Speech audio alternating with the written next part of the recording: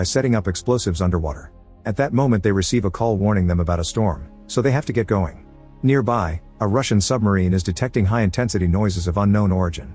To their shock, the seabed appears to be rising. Julia's scanners go crazy right before the ice around her camp begins to crack. She wants to pick up her research before leaving, but there's no time, so Oscar drags her to the snowmobile. In the submarine, the team detects that the noises are of biological origin and gets ready for evasive maneuvers. However, the submarine is suddenly hit by something in the water. On the surface, Oscar and Julia are trying to escape as fast as possible as the ice continues to crack behind them. Unfortunately, the cracks appear ahead too and the snowmobile is pushed by the rising ice. The duo rolls off while the snowmobile explodes and sinks. Soon their camp is exploding too and the remaining scientists slowly sink to their deaths. The submarine keeps taking damage and the men can barely stay on their seats as everything shakes. After some struggle they manage to open fire, and the resulting light reveals some huge tentacles in the water. A man is sent flying through a glass screen and passes out from his injuries. Another officer manages to send out the emergency buoy right before the submarine sinks. In the Russian Marines headquarters, they learn about the submarine's disappearance. Since it was carrying very important weapons, they send out a rescue team to retrieve them or destroy them. The mission will be led by Victor, the brother of the submarine captain. His family is worried that he may disappear as well, and his mother gives him his dead father's watch as a token of good luck. That night Victor arrives at the docks and discovers that his father's friend Admiral Olshansky is coming to the mission too. The first mate is worried that Olshansky may be too old and cranky for the job. When Victor gets in the submarine, many crew members complain that they were pulled from their vacations for this. Meanwhile, Julia and Oscar are wandering in a snowstorm, trying to get a signal on their phone.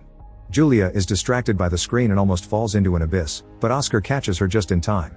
At that moment her phone finally finds a signal from an oil rig and calls them. However, the snowstorm makes too much noise and the rig workers don't understand her. The phone soon loses signal and the call ends. A desperate Oscar shoots a flare before collapsing. In the morning, the submarine makes it to the disappearance spot and after lots of preparations, they finally dive in. The crew notices that Olshansky takes Victor to a private room with other high officers and makes them read a report that leaves them looking upset. Soon rumors of the previous submarine's disappearance start spreading. Back to Julia and Oscar, they're surprised to discover the buoy stuck in the ice. Realizing someone will come for this, they decide to stop wandering and wait there. When the submarine finally picks up the buoy's signal, it immediately heads in that direction. A bunch of whales suddenly surround the submarine, so the crew tries to move down without hurting them. One of the whales accidentally hits a rotary screw head, so Olshansky tells the crew to turn on the sonar, ignoring Victor's concerns about possibly harming the creatures. When they activate the sonar, the whales swim away, only to return a second later. The crew wonders what to do until they notice the whales going away for real this time. It turns out there's a low-frequency noise in the area and the seabed is rising. A huge tentacle moves in the darkness and kills a whale with just one hit. The submarine crew worries because they can't identify the sound while their radar detects something big coming. Thinking it may be an enemy, Olshansky wants to open fire, but Victor points out they can't be sure and orders the crew to find a place to hide instead. The submarine enters a crack in the ice wall, shaking every time the ice hits it and breaks. The noise in the radar is getting stronger and hurts the ears of those with headphones. As the mysterious enemy chases after them, the crew is forced to stop the submarine because the wall blocks their way. Thankfully, their pursuer has already gone away. While the crew assesses the damage that the submarine has taken, Olshansky scolds Victor for taking unnecessary risks. They have no choice but to resurface for repairs. On the surface, Julia and Oscar are cuddling against some rocks to try to stay warm. Suddenly they see the ice cracking as the submarine emerges from the water. The crew immediately sees the survivors and comes out to meet them. After making sure that the duo isn't armed, they hear their story. Victor checks on the buoy before talking to Olshansky, who tells him to only give some food to the civilians and leave them behind because they could be spies. However, Victor takes pity on them and tells them to join them. Afterward, the submarine goes back underwater so they can start the search near the buoy. After a medical check, Julia and Oscar are fed. Victor joins them at the table and shows them a map, asking them to point at their camp and wondering if they saw anything strange. When Julia tells him about the explosives, Victor concludes that's what sank his brother's vessel. The crew discusses how to proceed and Olshansky says they should go back because of the mysterious threat, since they won't be able to send an emergency signal if they're attacked again. However, Victor is desperate to find his brother and orders the crew to send the submarine in the direction of Julia's camp. Olshansky talks to Victor in private and warns him that this is the second time he makes the wrong choice. If he makes another one, it'll be over. Then Victor explains to his first mate that they need to hurry up because if the other submarine has any survivors, they probably don't have much oxygen left.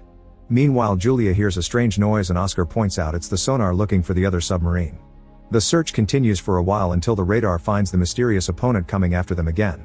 Victor tells the crew to find a place to hide like they did before, but this is an open area without cover. They decide to send an emergency signal to the oil rig and they're relieved to get permission to hide there.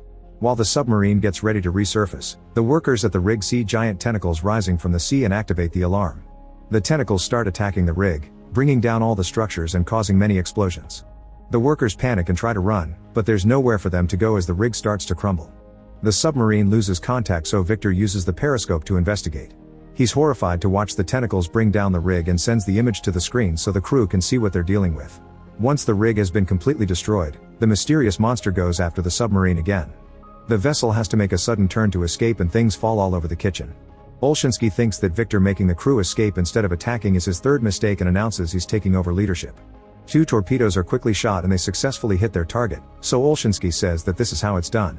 However, Olshansky's face falls when he hears an officer announce that the enemy is still moving. More torpedoes are shot and another explosion indicates they've hit the target again, but this is still not enough to kill it. The monster is coming after them and Olshansky freezes because he doesn't know what to do, so Victor has to assume command again. He makes the crew move the submarine as fast as possible and they manage to dodge most of the incoming attack, but the tentacle still brushes the submarine and causes some damage. The whole crew falls and Victor hits his head, leaving him dizzy. Some of the computers short circuit and one even crushes a man. The submarine starts sinking and the animal uses the chance to hit it again.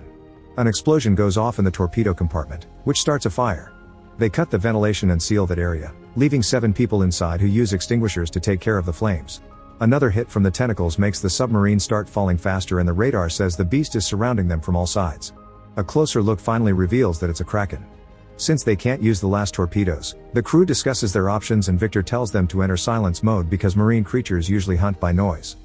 The workers have to stop fighting the fire for now, which causes the levels of carbon monoxide to rise in the torpedo compartment. As a noise from the beast hurts the communicator officer's ears through the headphones, the men in the torpedo room wonder if they'll die like this. Fortunately, Victor's plan works and the Kraken swims away. Now the crew can move again, but the fire has spread and is too big to be put off by just a few extinguishers. As a few men are burnt by the flames, Victor tells the group to leave the compartment and let the weapons burn. More officers are severely damaged on their way out, but the rest of the crew is there to help them cross the door, closing it at the last second to stop the fire from following them. By manipulating the pressure in the torpedo compartment, they finally put out the fire. Afterward, all the healthy men are sent to do repairs while the wounded people are sent to the infirmary or their rooms. Oscar and Julia help them treat the men's injuries, earning the crew's trust. Julia also takes care of Victor's forehead cut and an officer wonders if she's into him. When Julia denies it, the officer informs her that Victor broke the rules to save her. Later, Victor asks the crew's opinion on the situation and they all agree they have to go back because they have no clue of the other submarine's location and no protection against the Kraken. Olshansky reminds Victor that his father was a hero for saving people during a submarine incident, but he died in the process. After lots of hesitation, Victor agrees they should go. While the submarine starts making its way home, Victor reads the last letter his father left him. He's interrupted by Julia, who notices there are birds in Victor's room. He explains there is a way to check on the oxygen levels.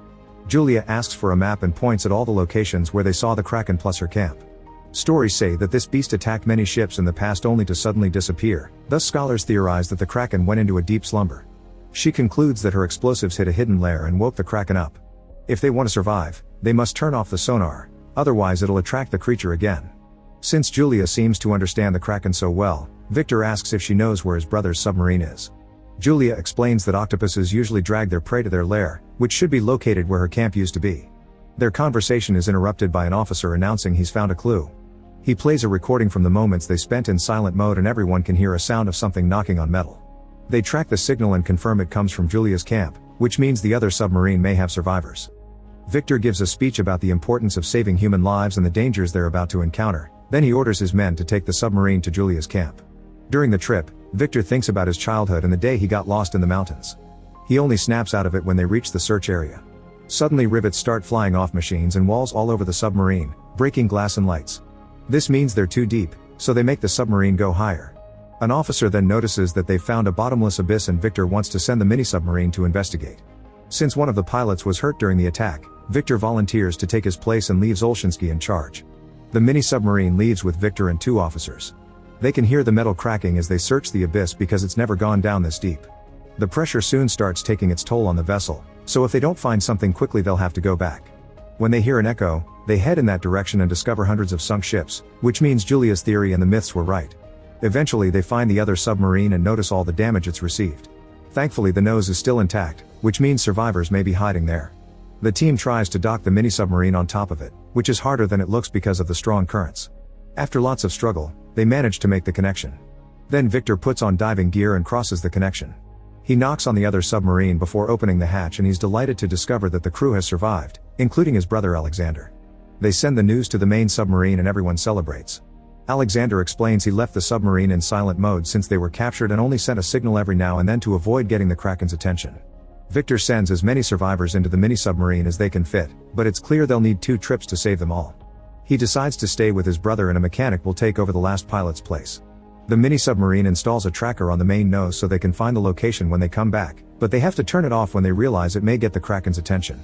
When the mini-vessel finally takes off, the whole submarine wreckage shakes, but thankfully it doesn't fall. Soon they reach the main submarine and immediately start taking care of the survivors. The replacement pilot is too sick to do another trip, so Julia asks Oscar for help. Oscar has experience working in submarines and agrees to go. While the mini-vessel takes off, Olshansky sees on the radar that the Kraken is moving again. Meanwhile, Victor and Alexander decide to retrieve the weapons that their superiors asked for. They enter the destroyed submarine area and find the codes in the safe. However, when they try to use them on the computer, the system won't respond. Victor refuses to give up, and after trying tons of buttons, he finally manages to turn on the computer and is happy to see that the weapons are still functional. The resulting electromagnetic pulse is picked up by the mini-submarine, which starts following it. Back in the main submarine, the crew is terrified to see the Kraken getting too close. They rush to land the submarine on the seabed and enter silent mode. The Kraken pushes a big rock that hits the submarine, and soon the rivets are flying off again because of the pressure. Water starts flooding one of the compartments, so the crew doesn't know if they'll be able to keep silent mode for long. At the same time, the mini-submarine makes it to the wreckage, and when they're in the process of docking, they accidentally hit the tracker and turn it on. The Kraken is about to attack the main submarine, but at that moment it senses the tracker and starts swimming back to its lair. Olshansky immediately orders the crew to use this opening to return to the surface. In the meantime, Victor crawls through a pipe so he can reach the weapons in the torpedo room, which was blocked by the wreckage. Alexander hears the mini-submarine dock and tells his crew to go aboard while he waits for his brother. Eventually Victor reaches the weapons room and starts inputting the codes into the torpedoes while Alexander does the same on the computer. The weapons will take a while to load, which gives the Kraken enough time to find them. The crew braces for impact while the tentacles start closing around the submarine. The brothers talk on the radio and apologize for their past fights. The Kraken manages to tear off half of the submarine, but thankfully is the empty tail. When it's about to attack again, the brothers coordinate their moves and press the buttons at the same time to finally start the weapon. A very powerful explosion heats the beast and causes it to explode, resulting in a huge beam of light that breaks through the Arctic ice and even reaches the atmosphere. With the water now flooding the submarine, Victor rushes back through the pipe to reunite with Alexander. The weapons will self-destruct soon, so they need to move fast. The submarine starts sinking and strong waves hitting the corridors cause the brothers to split. Victor searches for Alexander and finds his hand popping out of the water. He grabs it and pulls until Alexander is safe with him again. They hurry to climb the stairs and get in the mini-submarine, closing the door before the water can follow them. With only 2 minutes left for an explosion, the mini-submarine fails to undock. As the wreckage starts falling down the abyss, Victor remembers the emergency lever and pulls it, which allows the mini-submarine to finally disconnect. They take off right before the weapons explode and the shockwaves send the mini-submarine rolling through the sea. On the surface, the main submarine is waiting for news. They are about to lose hope when they see some bubbles in the water. It's the mini-vessel, which has finally returned. While everyone celebrates, Victor tries to give Alexander their father's watch, but Alexander tells him to keep it because he's earned it. Sometime later, the crew arrives in Russia and the brothers can finally reunite with their family.